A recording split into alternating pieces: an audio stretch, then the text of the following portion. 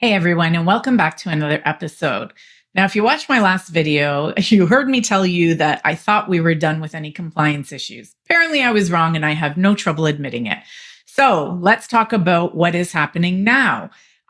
So CRA previously allowed e-file errors to exist and still allow you to transmit. Of course, the return would be rejected at the time of transmission, but it caused a lot of confusion. It would increase call volume. And so they've now implemented a requirement for tax software to prevent the actual transmission of returns in the T1 module that have these e-file blocker audit messages.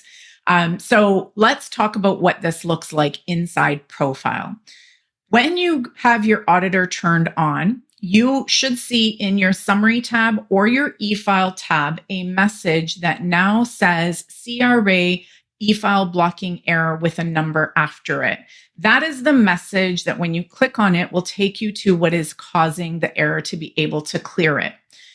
If you try to go ahead and still transmit this return, you will end up with a pop-up that when you are building that e-file online file, both the transmit now and transmit later buttons will be grayed out.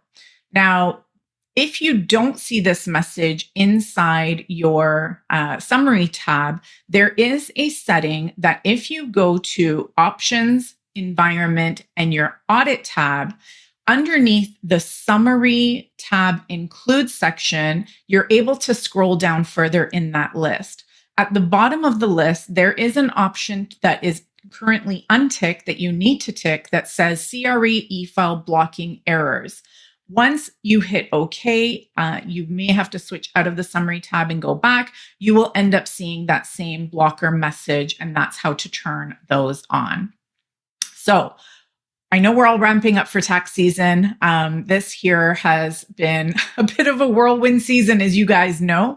Hopefully this has made the understanding of what is happening and what those messages mean. If you are unclear how to go ahead and clear that, try to call our support line, but it is a CRA generated message, so you may want to get in touch with them. Like, comment, subscribe to this channel to be able to get notifications when we have new videos, because at this point, I'm not sure if we're going to have any more or not, but I will do my best to keep you guys as updated as possible. So until next time, have a great day, and I'll talk to you guys later. Bye-bye.